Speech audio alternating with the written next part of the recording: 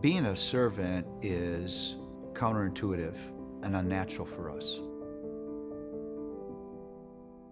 You see that in Mark 9, Jesus is just, for the first time, talked in the most specific way about his impending death.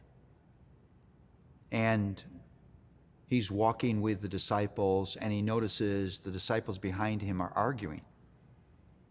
And so he says, "What are you arguing about?" These are the leaders that he's going to entrust the move of the gospel around the world to. And they're embarrassed to answer, and finally the answer comes out. They're arguing about who's going to be greatest in the kingdom. Now, isn't that amazing? Rather than discussing the fact that Jesus was leaving, how unthinkable that would be, rather than being sad,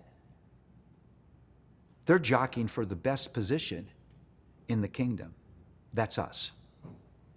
And so the call to servanthood and the sacrifices and suffering of that has to be held before a leadership community at all, because we're not called to mastery.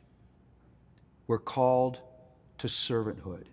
When success happens, what often takes place is we move, these steps are small and subtle, from a place of servanthood to a spirit of entitlement.